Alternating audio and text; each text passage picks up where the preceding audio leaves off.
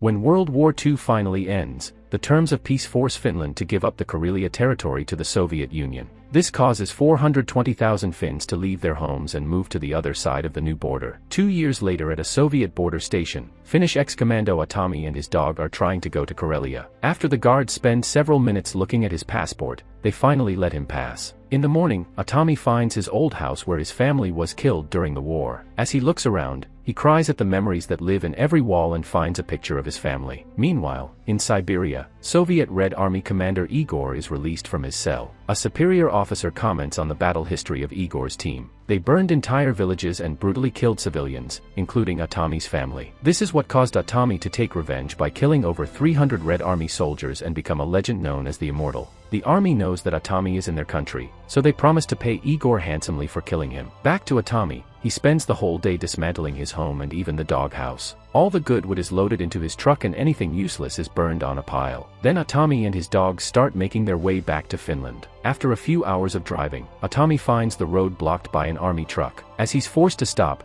he sees a second truck approaching from behind. A soldier asks for his passport and takes it to the second truck where Igor takes a look to confirm that this is his target. Igor sends out one of his men who lights a Molotov bomb while another soldier pulls out a knife. Atami waits until the man is close enough to open the door and hit him with it, causing the bomb to set his body on fire. Then Atami drives in reverse, which sends his body flying through. Another soldier opens fire, so Atami drives ahead to grab his weapon and pull the guy through the window while running over the army truck. He easily knocks the soldier out and speeds up, desperate to escape. Igor calls a third truck for backup and both vehicles start chasing after Atami while the Molotov bomb explodes behind them. When the soldier wakes up, Atami knocks him out again and takes his weapon. It doesn't have many bullets left, so he takes ammo from the soldier's pouch to reload it. Then the man regains consciousness again, and Atami forces him to do the reloading before taking his gun. The soldier is very scared and in pain, so some of the bullets fall from his hands. Eventually, Atami stops in front of the ruins of an old building and lets the soldier go. Igor senses a trap and makes his thug stay in the vehicle with him. However, the men in the third truck immediately come out and shoot the soldier down. This allows Atami to quickly shoot them all in the head. Then he shoots the tire in Igor's vehicle and Igor tells his companion not to move. However, the thug moves anyway, and Igor shoots him in the head. He doesn't recognize Igor, so he lets him live and gets back on his truck to leave. Afterward, Igor changes the tire while waiting for some comrades who arrive on bikes. They all leave together to chase Atami. Minutes later, Atami changes roads, but his pursuers follow his tracks and soon they manage to surround him. Atami tries to shoot one of the bikers, but the helmet blocks all the bullets. The guy shoots back and Atami moves so it only hurts his cheek. He still loses control of the truck for a few seconds and it goes off the road. After some struggle, Atami regains control of his vehicle and returns to the road where he's surrounded again. He keeps a close eye on his enemies and notices that a bike suddenly falls without a rider. It turns out the man is now on top of the truck and he walks on the wood to make his way to the front to open fire. Then he presses the brakes to make the men fall. He finds a chain with a hook and uses it to attack when he climbs on the hood.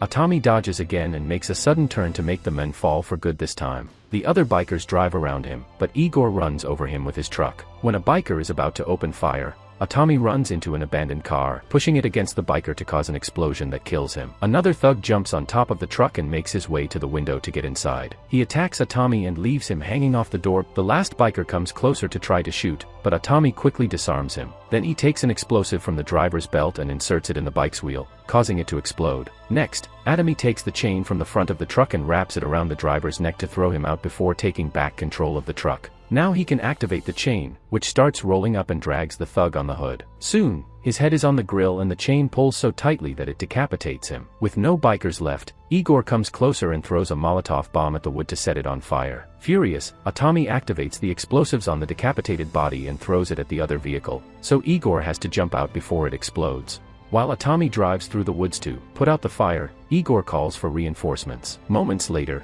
Atami stops the truck to take care of the last few flames. After giving water to the dog, he pours the rest on the overheating engine. When he touches the wound on his cheek, he manages to remove the pellet. At that moment, 2 airplanes start flying above Atami. He quickly grabs his dog and gets back in his truck to drive away. When the planes open fire, Atami drives off the road to avoid the attack. Then he drives into an abandoned barn and waits for a few minutes. The planes fire at the barn, but they only break parts of the roof. Then, the planes fly high in the air before quickly coming down to bomb the barn. Atami drives as fast as possible, avoiding the explosions just in time. He's covered the back of his truck with big pieces of wood from the barn. Soon, he's crossing the forest, and one of the planes flies low on its side to follow him as it keeps shooting. Atami suddenly presses the brakes. This makes the plane crash and explode. Atami waits a few more seconds, but he doesn't hear any more noises, so he drives over the debris to leave. At the edge of the forest, Atami takes another look at the sky and is surprised to see nothing. The journey continues and soon he's driving near the cliffside where the other airplane reappears.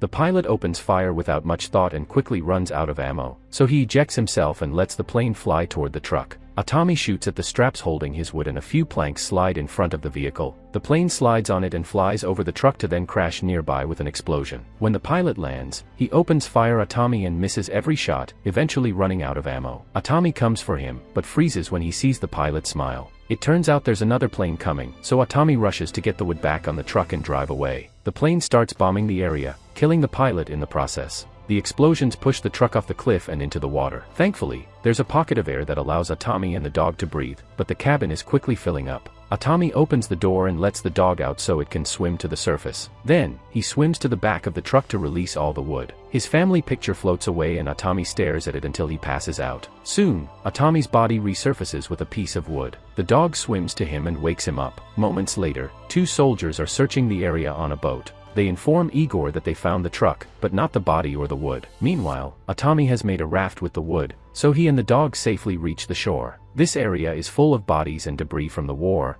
and Atami is lucky enough to find an abandoned tank with plenty of explosives. At a Soviet border station, Igor is waiting with a bunch of soldiers. Soon, the tank arrives, carrying all the wood and expelling some very dark smoke. After lighting up a fuse, Atami starts driving toward the border and the soldiers open fire, but their bullets can't do anything against a tank. Atami drinks some fuel and spits it into the engine through a hose, which makes the tank move faster. When it's about to crash into the border, the fuse activates the explosives, causing the tank to fly over the barrier and land on the other side. The wood falls off, the tank loses some pieces, and Atami is severely injured. The presence of the dog helps him stay conscious, and so he bites the handle of his knife to destroy the wood until only the blade is left. Afterward, Atami sends the dog to the woods to save it and climbs out of the tank. Igor gets ready to shoot him. However, his superiors arrive and announce they want him alive. A frustrated Igor drags Atami by his leg and kicks him in the head to knock him out. Sometime later, Atami is being tortured inside a train to Siberia by a soldier who keeps whipping him with a cable still connected to the power box. When the train finally takes off, Igor sends the soldier away and tells Atami a story. He explains he doesn't remember any of his victims except for a young boy who stood up against him with just a knife to try to protect his mother and his brother. Atami's whole body shakes in grief and anger as he realizes that this was his family. Igor reveals he chopped them up into pieces with an iron shovel and fed them to stray dogs. He also says that Atami is an abomination and not a legend who will meet his end in Siberia. After Igor leaves, Atami screams in fury. With his hunger for revenge he awakened.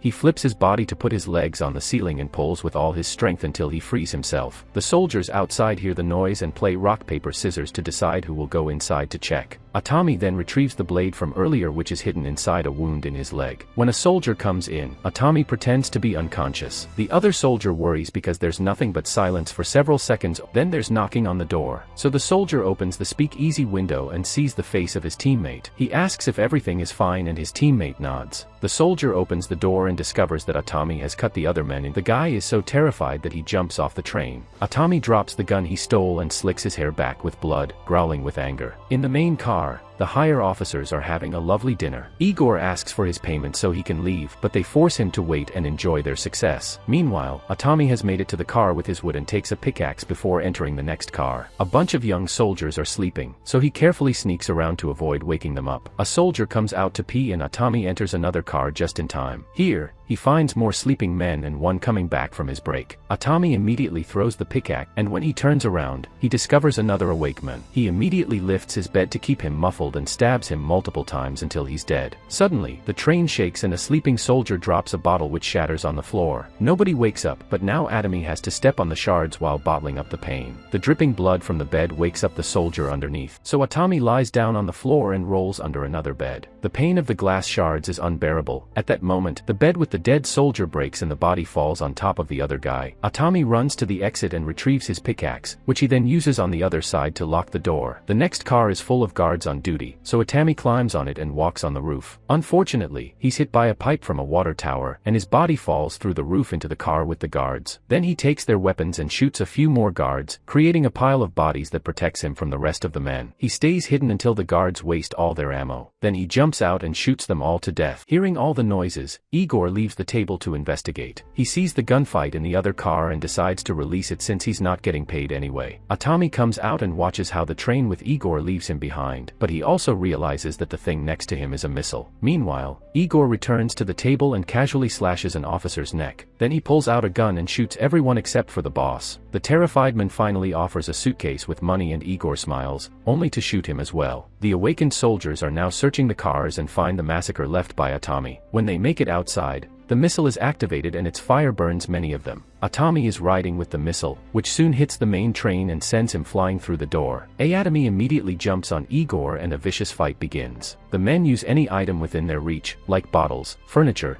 and even the drapes. After exchanging many blows, Igor manages to overpower Atami and leaves him under a table while trying to leave with the money. However, Atami comes back for more and they stumble into the kitchen. Igor pushes Atami's head into the sink to try to drown him and they start stabbing each other with forks. After a few more blows, Igor throws Atami on the floor and starts hitting him with a tool. Then he grabs a shovel and hits again to send him flying outside. As Atami lands on the missile platform, Igor asks for his last words. Atami spits out a bolt he took from the missile's base and hits the brakes while the missile flies into the train. It drills Igor's skull before blowing up in a huge explosion. At the Finnish border, two soldiers hear some strange noises. Suddenly, Atami arrives on a cart full of his wood. He shows them his burnt passport, and he's allowed to pass. Sometime later, Atami is building a house in the woods when his dog suddenly starts to bark. A group of strangers approaches them, and Atami gets ready to fight, but they're actually here to help. Atami can only cry as he accepts their kindness. Thanks for watching. Make sure to subscribe and turn on notifications so you can watch more videos like this.